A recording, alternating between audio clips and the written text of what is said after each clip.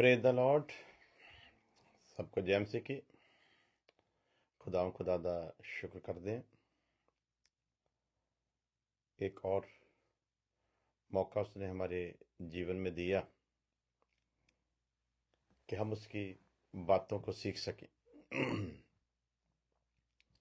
जैसा हम कल नए जन्म के विषय में प्रभु के वचन से सीख रहे थे, और उसी वचन को प्रभु के आत्मा की अगुवाई में रहते हुए हम और सीखेंगे।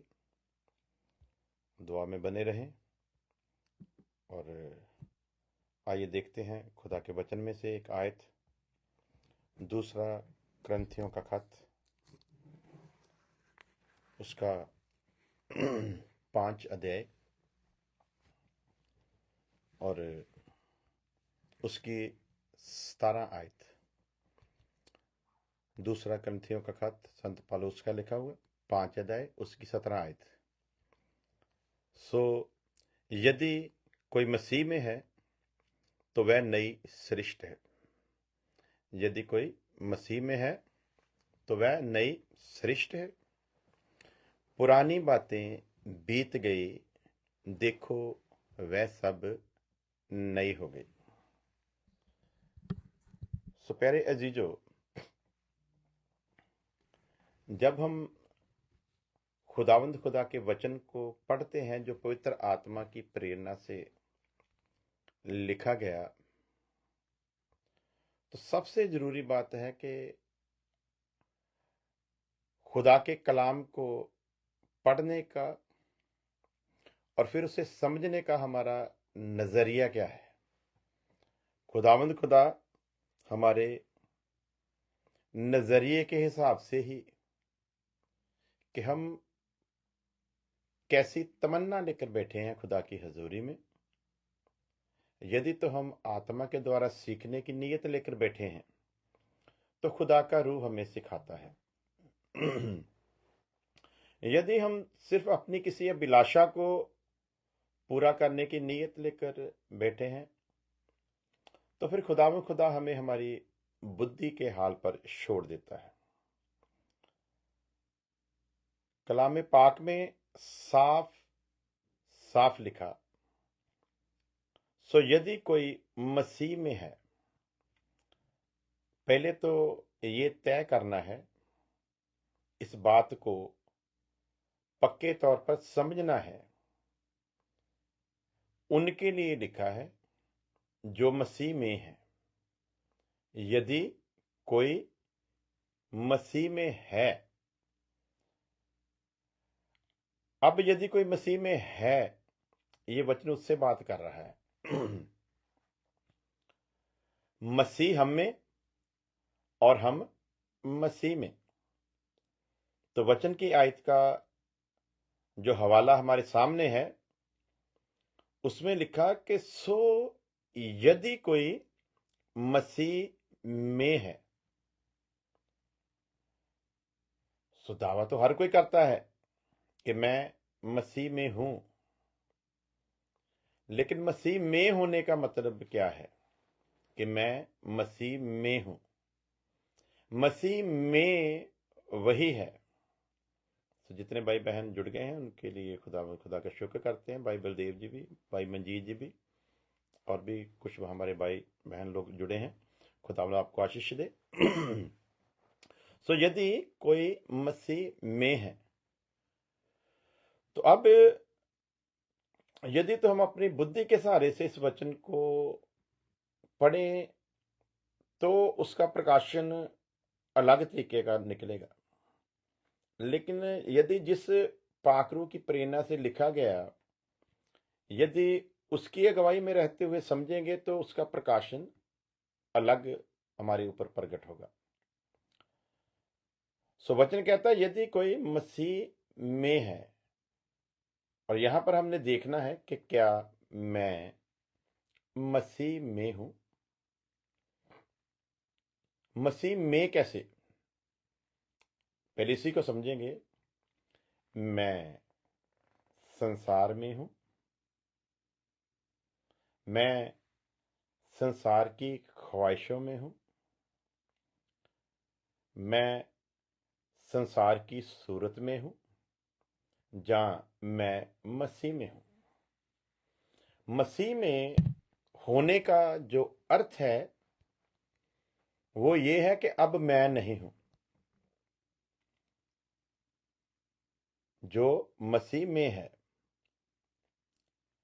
तो जब मैं कहूं कि मैं मसीह में हूं तो सीधा अर्थ है कि मैंने खुद का इनकार कर लिया है। मैंने खुद का इनकार किया। अब मैं अपने आप में नहीं हूं। मैं अपनी अकल, अपनी समझ में जी नहीं रहा हूं। मैं इस संसार में संसार के लोगों की तरह जी नहीं रहा हूं। इस संसार में यदि प्रभु ने मुझको रखा है तो उसकी कोई योजना है, इसलिए मैं इससे छुटकारा भी नहीं पाना चाहूंगा।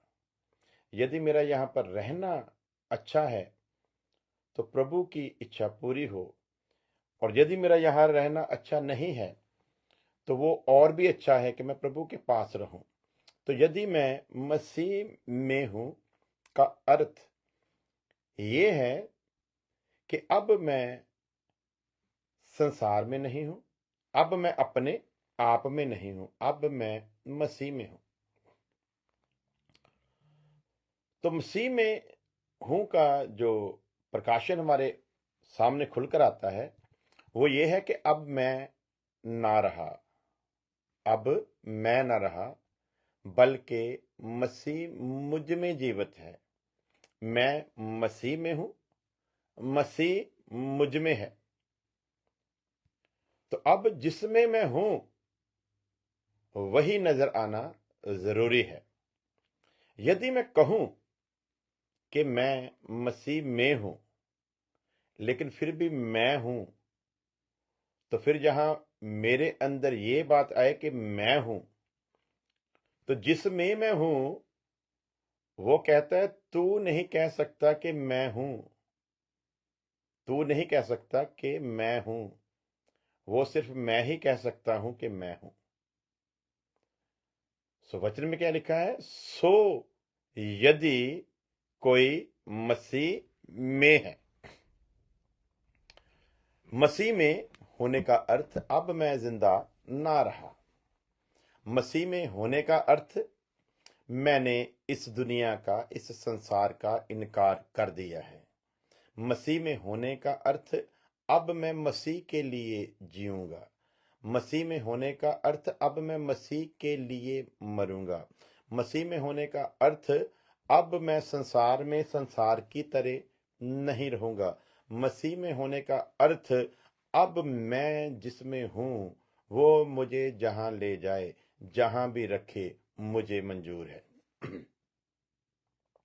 इसलिए खुदावंद खुदा का दास जब इस शब्द को, इस आयत को, इस वचन के उन लफ्जों को लिखता है तो वहां पर 100 शब्द जो है वो बहुत ज्यादा बहुत अहमियत रखता है। सो यदि को दूसरे शब्दों में लेंगे तो उसको ऐसा भी कह सकते हैं, अगर कोई। सो यदि, अगर कोई। अगर, जब अगर आ गया, हर कोई नहीं, अगर कोई, सो यदि कोई मसीह में है, तो अगली बात और निखारती है। सो यदि कोई मसीह में है तो वह नई सृष्टि है। लेकिन आज तो आप सब लोग समझते हैं, मुझको ज्यादा बताने की जरूरत नहीं, कि ये तो दावा हर कोई करता है कि मैं मसीह में हूं। जो मसीह में है उसे हम क्लब में डांस करते हुए भी देख रहे हैं। जो मसीह में है उसे मैं खाने में जाम छलकाते हुए भी देख रहे हैं। जो कहता है कि मैं मसीह में हूं उसे जनाकारी की जगह पर भी देख रहे हैं। जो कहता है मैं मसीह में हूं, उसे संसार के रंग में रंगे हुए भी देख रहे हैं। जो कहता है मैं मसीह में हूं, उसे चोरी, ठगी, लूट पाट, कत्ल करते हुए भी देख रहे हैं। लेकिन उसका दावा क्या क्या है कि मैं भी मसीह में हूं। तो मसीह में जो है उसकी पहचान वचन कुछ इस तरह से बताता है। पहले तो ये पक्का कर लेना है, सो यदि कोई मसीह में है तो वह नई सृष्टि है। परमेश्वर कैसे देखेगा? परमेश्वर नई सृष्टि उसको मानेगा। परमेश्वर एज ए नई सृष्टि कबूल उसको करेगा जो सचमुच मसीह में है।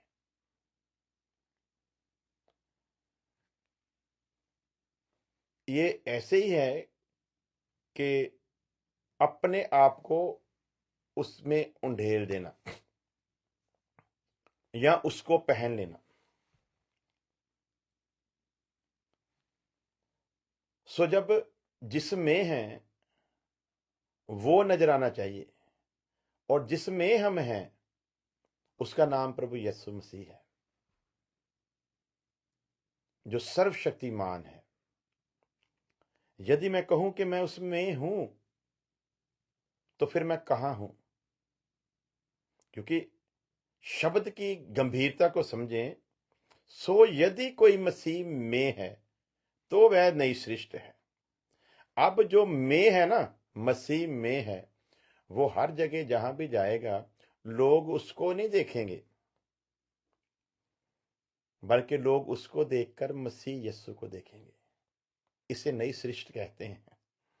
नई सृष्टि का मतलब हूबहू प्रभु यीशु मसीह जैसा। स्वाभाविक तौर पर भी वो मसीह जैसा होना चाहिए,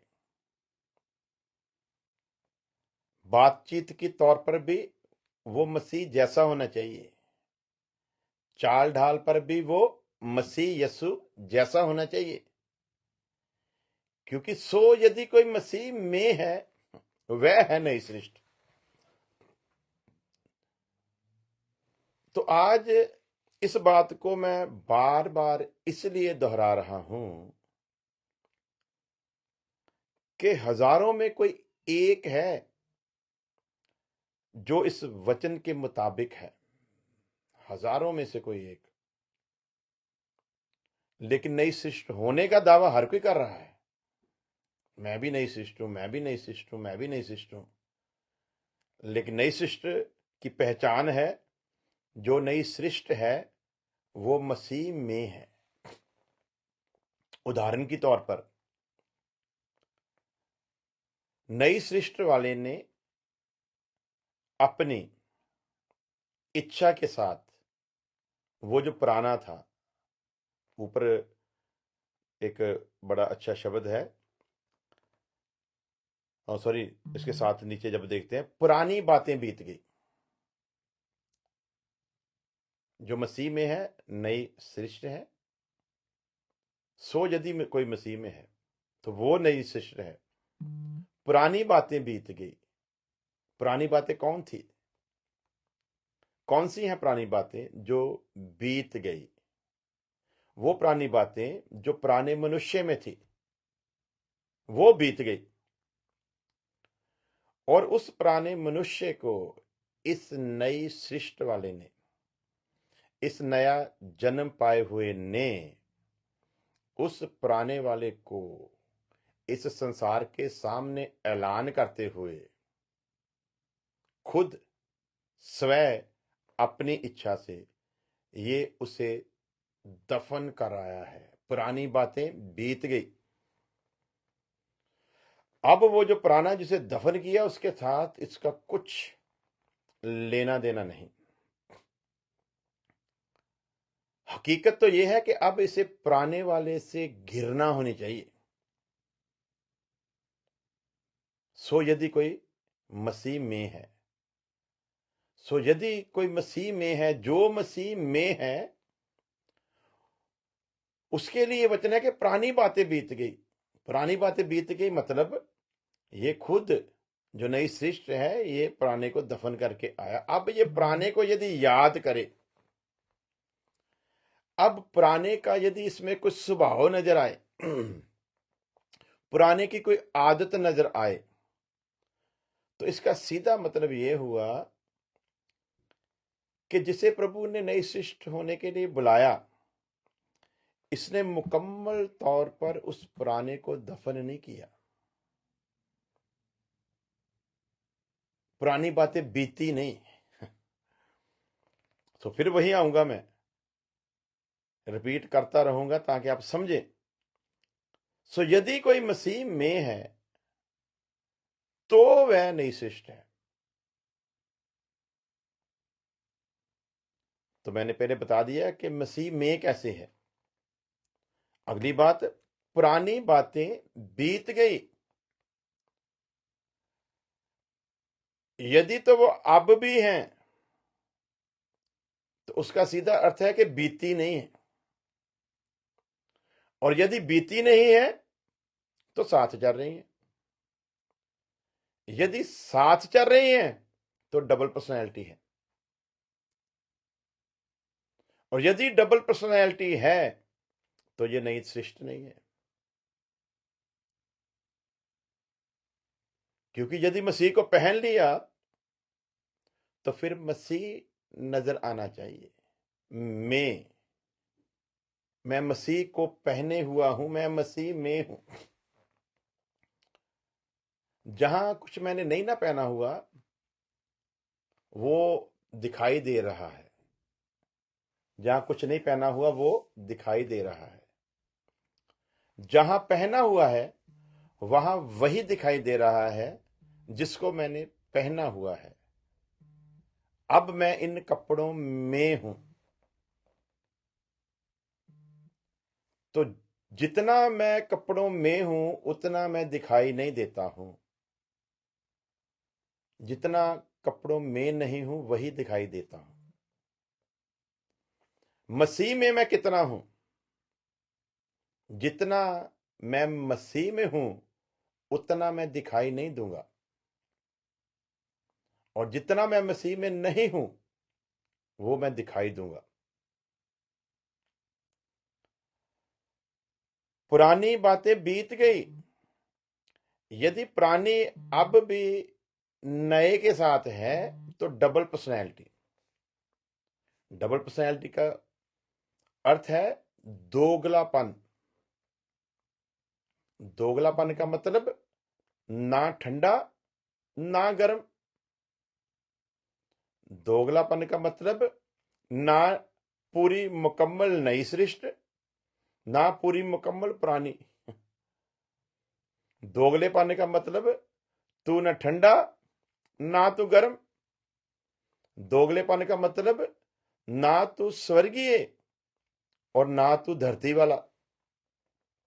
दोगलेपन का मतलब ना तू पूरा परमेश्वर का ना तू पूरा शैतान का। तो जब ऐसी सूरत में है तो फिर लिख ले कि तू नई सृष्टि नहीं है। इसका एक एक शब्द यदि आत्मा की प्रेरणा से समझने की कोशिश करेंगे तो बड़े नजारे वाले शब्द हैं। कहां पर उसने फुल स्टॉप लगाया, कहां पर कोमा लगाया, ये सारी बातें समझाने के लिए। इसीलिए वचन में लिखा कि एक बिंदी भी इधर उधर नहीं हो सकती।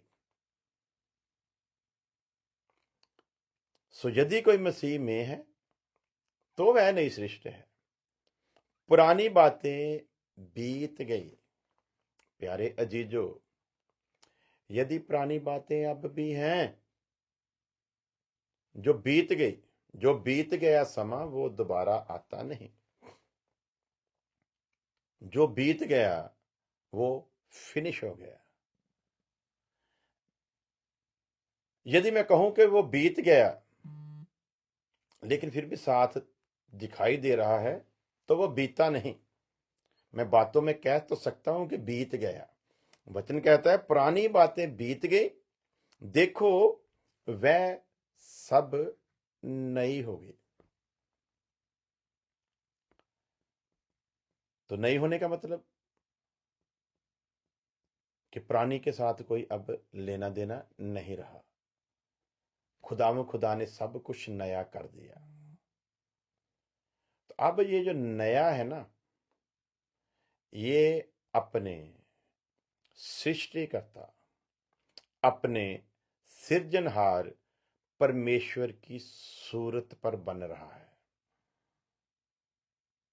यदि पुरानी बीत गई हैं, यदि वे ये नई सृष्टि है, तो ये नई सृष्टि जो है ये अपने सृजनहार परमेश्वर की सूरत पर बन रहा है। और जो परमेश्वर की सूरत पर बन रहा है वो इसलिए बन रहा है क्योंकि वह मसीह में है। तो मैं जहां कहीं भी दिखूं ऐसा ही दिखूं कि मैं मसीह में हूं। आगे एक और देखते हैं, रेफरेंस बहुत बार आप लोगों ने पढ़ा लेकिन मैं फिर भी पढ़ाना चाहूंगा। यूहन्ना की अंजीर उसका 3 अध्याय उसकी 3 आयत। यीशु ने उसको उत्तर दिया कि मैं तुझसे सच सच कहता हूं। ये सच सच जब प्रभु यीशु मसीह कह रहा है ना, तो जोर दे रहा है किसी बात पर। किस बात को लाइटली मत लेना। जो मैं कह रहा हूं उसे पूरे ध्यान से सुनना, क्योंकि जो मैं कह रहा हूं उसके बिना गुजारा नहीं होने वाला। इसलिए वो निकोदेमुस से कहता है मैं तुझे सच सच कहता हूं, यदि कोई नए सिरे से ना जन्मे, यदि कोई नए सिरे से ना जन्मे। अब ऊपर फिर आ जाते हैं। नए सिरे से जन्मे का मतलब क्या है? यदि कोई मसीह में है तो वह नई सृष्टि है। जो मसीह में आ गया है, जिसे इधर उधर का अब कोई लेना देना नहीं है, उसके विषय में लिखा कि यदि कोई नए सिरे से ना जन्मे तो वह परमेश्वर के राज्य को देख नहीं सकता। तो अब हम ध्यान दें, हम कहां पर खड़े हैं। आज हमको भी विचार करना होगा कि क्या वास्तव में हमारा नया जन्म हुआ भी है कि नहीं, या कहीं हमने अपने आप को धोखे में, तो खुद ही धोखे में से दूसरों को तो धोखा हमने देना ही है, कहीं हमने खुद को भी तो धोखे में नहीं रखा हुआ। उस पर विचार करना बहुत जरूरी है। और अगर हमारा नया जन्म हुआ है तो क्या हम नए जन्म की सी चाल चल रहे हैं? तो नए जन्म की सी चाल चलने का अर्थ जो है वो यही है कि पुरानी बातें बीत गई, पुरानी बातें बीत गई, देखो वह सब नई हो गई। तो अब जो बातें नई हो गई हैं उसको समझने के लिए हमारे लिए जरूरी है, कहीं ऐसा तो नहीं कि हमने नया जन्म तो पाया हो लेकिन पुराने मनुष्य को उतारा ना हो। तो वचन हमें समझाता है जरूरी है जो नई सृष्टि है उसके लिए ये जरूरी है कि वो पुराने मनुष्य को पूरी तौर से उतार फेंके। यदि तो पुराने मनुष्य को पूरी तौर से उतार फेंकेगा और नई सृष्टि परमेश्वर से बनाएगा और फिर वो वचन में बना रहेगा, मसीह में बना रहेगा, तो वो मसीह की सूरत बनेगा। अब बहुत से ऐसे हैं जिन्होंने पुराने मनुष्य को उतारा नहीं। मिसाल के तौर पर हमने कपड़ा पहना हुआ है, वो गंदा हो गया, और इतना ज्यादा गंदा हो गया कि बदबूदार हो गया। तो अब कानून क्या कहता है कि तू फ्रेश हो, पुराने को उतार और नए को पहन। अब ज्यादातर लोगों ने क्या किया है, वो पुराना जो बदबूदार हो चुका है उसे उतारा नहीं, उसी के ऊपर नए को पहन लिया है। अब दूर से यदि कोई देखेगा तो वो नया नजर आएगा और दिखाई देगा, लेकिन पुराने वाला दिखाई नहीं देगा। लेकिन जब पास जाएंगे, जब नजदीक जाएंगे, तब वो जो पुराने वाला है ना, उसकी गंध जो है, उसकी जो बदबू है, वो सिद्ध कर देगी कि पुराना उतार कर नया नहीं पहना, बल्कि पुराने के ऊपर नया पहन लिया है। पुरानी मशक को तोड़ा नहीं, बल्कि पुरानी मशक में नई मैं को डाल दिया है। और वचन कहता है ये बड़ा खतरनाक है काम, बहुत खतरनाक, क्योंकि कुछ ही देर में नई मैं को वो बर्दाश्त ना कर पाएगी, पुरानी मशक फट जाएगी। मशक तो पुरानी उसने तो फटना ही है, क्योंकि एक्सपायरी डेट तक पहुंच चुकी है। परंतु नुकसान क्या करेगी, जो नई मैं डाली है उसका भी नुकसान करेगी, लोगों के लिए ठोकर का कारण बनेगा। नई सृष्टि की बदनामी करने वाला बनेगा, नई सृष्टि को बेइज्जत करने वाला बनेगा। अब आप साज दज कर कहीं गए हो, पुराने के ऊपर ही नए पहने हो, पुराने में से बदबू आती हो, तो सामने वाले के सामने आपका क्या प्रभाव रह जाएगा, क्या आपकी पर्सनैलिटी उसके सामने प्रकट होगी। फिर कोई चालाकी करेगा, वो कहेगा कोई बात नहीं जी, यदि बदबू आती भी होगी तो परफ्यूम डाल लेंगे। आज बहुतों ने ऐसा भी किया हुआ है। वो पुराने वाले की गंदगी को छुपाने के लिए, वो पुराने वाले की बदबू छुपाने के लिए, कुछ लोगों ने दूसरों को गुमराह करने के लिए परफ्यूम का इस्तेमाल कर लेते हैं। इन कंट्रियों में बहुत सारे ऐसे लोग हैं जो नहाते नहीं हैं, क्योंकि यहां पर बॉडी स्प्रे कुछ ऐसी हैं, फिर परफ्यूम कुछ ऐसे हैं, बस वो उन्हीं का इस्तेमाल करते रहते हैं, नहाते नहीं। लेकिन शरीर की गंध को छुपाने के लिए वो ऐसे ऐसे बॉडी स्प्रे का इस्तेमाल कर लेते हैं कि सामने वाले को पता नहीं चलता कि ये नहाया हुआ है कि नहीं। लेकिन यहां के रहने वाले लोग जानते हैं, जो जितना ज्यादा क्या कहते हैं फ्रेगनेस का इस्तेमाल करने वाली चीज को अपने शरीर के लिए इस्तेमाल करेगा, वो सीधी सीधी बात है कि नहाया हुआ नहीं है, वो बदबूदार है असल में।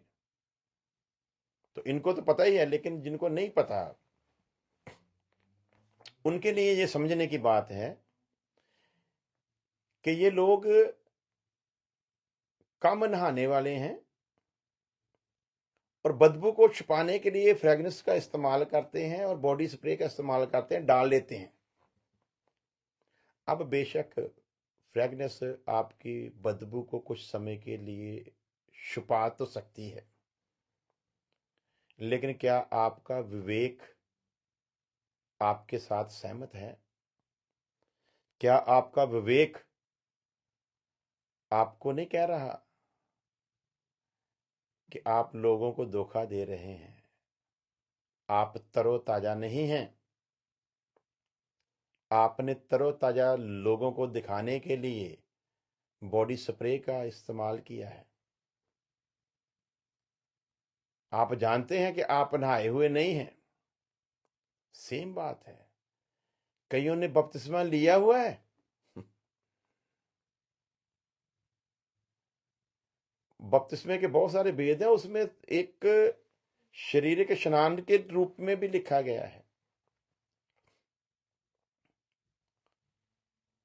तो जैसे शरीर का नहाना है ना, वो तरोताजा करता है, वैसे ही बपतिस्मा जो है हुक्म पूरा करते हैं ना जब, वो भी हमको तरोताजा करता है।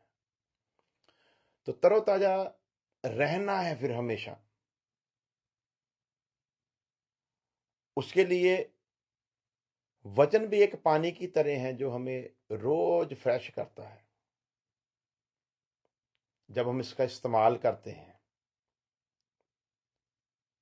सो उसी तरह प्यारे अजीजों, शरीर की गंध को छुपाने के लिए बॉडी स्प्रे का तो इस्तेमाल हो सकता है, लेकिन आपको पता है आपका विवेक दोष लगा रहा, आपने कुछ छुपाया हुआ है। और जब तक विवेक दोष लगाता रहेगा, हम परमेश्वर के सामने निर्दोष खड़े नहीं हो सकते। सो इसलिए इन आर्टिफिशियल चीजों से हमें निकलना है बाहर, ताकि जो वचन आज हमने पढ़ा वो हम सिर्फ उसे पढ़ें या पढ़कर सुनाएं, जहां सुने वो नहीं, उसकी गंभीरता को समझते हुए उसके ऊपर फैसला लें। और फैसला क्या लेना है? यदि कोई मसीह में है तो वह नई सृष्टि है। यदि किसी ने पुराने को उतार कर पहना है तो वह नई सृष्टि है। यदि पुराने के ऊपर पहना है तो धोखेबाज है। हम बॉडी स्प्रे डालकर सामने वाले को तो धोखा दे सकते हैं कि मैं फ्रेश हूं, लेकिन हमारा खुद का जमीर हमें बताता है कि हम फ्रेश नहीं हैं। उसी तरह लोगों में दिखावे की मसीहत को दिखाने के वाले लोग जो हैं, वो इस बात को पल्ले बांध लें, ऐसे ही हैं वो भी। उन लोगों को दिखाने के लिए तो अपने आप को गुलाम की खुशबू से एकदम तरोताजा रखते हैं, लेकिन असल में वो जानते हैं, असल में वो जानते हैं कि ये जो कलाम सुनते हैं ना, इसको हम उस रीति से इस्तेमाल नहीं करते हैं। विवेक बताता है दोषी हैं। विवेक साखी नहीं देता, और जब विवेक साखी नहीं देता तो परमेश्वर के सामने हमको दलेरी कभी नहीं आ सकती। और यदि परमेश्वर के सामने दलेरी नहीं आती तो फिर सीधी सीधी बात है, जो लिखा कि पुरानी बातें बीत गई, इसका मतलब सीधा है कि अभी बीती नहीं है, हमारे साथ ही है, अभी वो नई हुई नहीं है। तो आओ आज फैसला लें, मैं ऐसा करूंगा कि पुरानी सब बीत जाएं और सब नई हो जाएं। आइए प्रार्थना करते हैं। प्यारे खुदा धन्यवाद देते हैं तुझे तेरी रहमतों के लिए, तेरे इन मीठे वचनों के लिए खुदावंत, और तेरे उन सब लोगों के लिए जिन्होंने प्रार्थना करने को कहा है खुदावंत। एक एक जिंदगी को तेरे तख्त के आगे लेकर आते हैं और तेरे बड़े रहम को हर उस जिंदगी के लिए मांग लेते हैं जिन्होंने प्रार्थना करने के लिए कहा खुदावंत। तो उनके दुखों से, उनके रोगों से, उनकी बीमारियों से, उनकी परेशानियों से, उनके साथ जो ज्यादतियां हो रही हैं उनसे, जो बे औलाद हैं उनकी तो उस पीड़ा को समझता है खुदावंत। सो उन सब को तेरे तख्त के आगे पेश करता हूं खुदावंत, और उन सब जिंदगियों के लिए तेरे छुटकारे को मांग लेता हूं खुदावंत, जो किसी झूठे केस में फंसे हुए हैं, जो कुछ जेलों में बंद हैं, जिनके पास पुलिस द्वारा कुछ नजायज उनके साथ हो रहा है, तो उन सब को छुड़ा और अपनी महिमा को प्रकट कर खुदावंद तेरी कुदरत को देखें। जो बे औलाद हैं, तू ही करे खुदावंद गर्भ को खोलने वाला और बंद करने वाला है। तू उनको बख्श के उनका वंश बढ़े, क्योंकि जिन पर तू मेहरबान होता है तो उनके वंश को बढ़ाता है। तो उनके वंश को बढ़ने में अपनी दया दिखा खुदावंद। जो तेरे वचन के भूखे हैं उनकी भी तू उस भूख को मिटा खुदावंद। अपने वचनों से तू उन्हें हमेशा भरपूर रख खुदावंद। आने वाले सारे समय को तेरे फजल भरे मुबारक हाथों में देते हैं, तेरी दया को मांग लेते हैं मसीह यीशु के नाम में, आमीन आमीन। खुदा आप सबके साथ हो। खुदा की इच्छा हुई तो इसी तरह हम लोग खुदा के कलाम को सीखते रहेंगे। दुआ में याद रखना, और खुदा की इच्छा हुई तो कल फिर इसी टाइम हम लोग फिर दोबारा खुदा के वचन को सीखेंगे। और आइए आखिरी कलमे के साथ हम एक दूसरे से विदा लेंगे। अब हमारे खुदा में यीशु मसीह का फजल, खुदा बाप की मोहब्बत, पाक रूह की संगत अब से लेकर हमेशा तक उसके तमाम लोगों के साथ बनी रहे, आमीन आमीन। सबको जय मसीह की। खुदा आप सबको बड़ी आशीष, बड़ी बरकत दे। दुआओं में याद रखना।